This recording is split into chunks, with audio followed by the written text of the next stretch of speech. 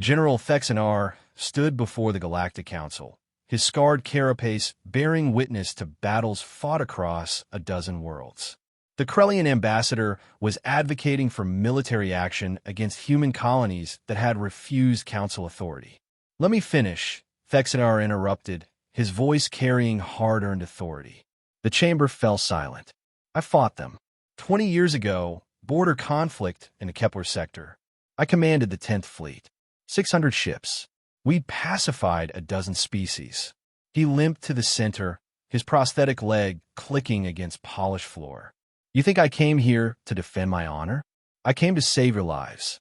He activated a holographic display showing burning ships and debris fields. "First engagement, we won easily. Destroyed 3 human frigates. We celebrated. That was our mistake. The humans retreated, regrouped. We expected surrender. Instead, they returned with new tactics, new weapons, new ships built in factories we didn't know existed." He enlarged an image of a human dreadnought. "This ship was designed, manufactured, and deployed in 6 weeks." The Pax Scion delegate pulsed skeptically. "Impossible. Our projections show human industrial capacity is limited." "Your projections are wrong." Thexanar's voice cracked like a whip. Captured human vessels showed simplified designs, modular construction. Every component designed for mass production and rapid replacement. They don't build ships to last centuries. They build them like ammunition. He displayed a human soldier in powered armor. "This into my fleet." Their boarding parties developed armor that could withstand void exposure for hours. Weapons that cut through our hull plating. They turned every corridor into a death trap. The old general's voice grew quiet. "We boarded one of their damaged cruisers. 37 humans were still alive, fighting, with half their ship vented. Space. No food for 4 days. No reinforcements.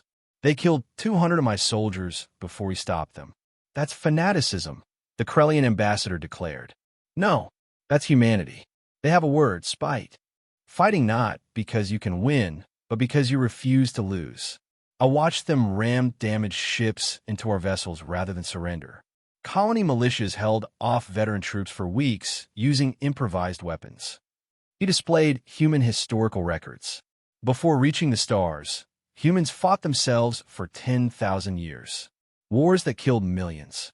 They developed weapons that could sterilize their planet, then barely had the discipline not to use them. In one global conflict, a human nation was losing badly. They came back and won by refusing to stop fighting. 6 years, 27 million lives, but they won. Thexanar's voice hardened. "Now multiply that determination by every human colony. That's what you're proposing we fight." "Surely the Council's combined might," the Pax Scion delegate began. "The Council has never fought a total war.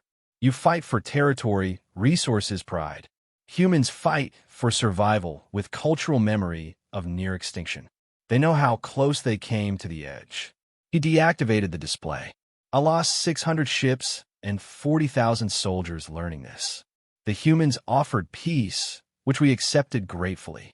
And we caught them by surprise, when they were weakest." Thexanar limped toward the exit, then paused. "If you start a war with humanity now, after decades to fortify and prepare, humans have another word."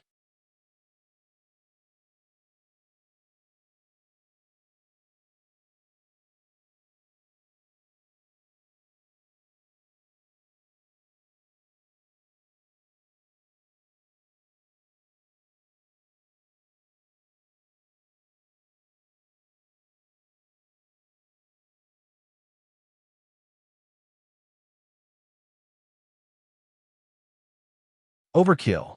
Using more force than necessary to ensure complete victory. They invented it because they needed it. His final words echoed through the chamber. "I'm voting against military action. Not because I fear for my people. We paid our price. I vote against it because humans don't fight wars to win. They fight to make absolutely certain no one ever threatens them again." The motion was quietly withdrawn. The council never raised the issue again. General Thexanar returned home and spent his remaining years writing a warning every Vraxian officer was required to memorize. Never mistake human patience for human weakness.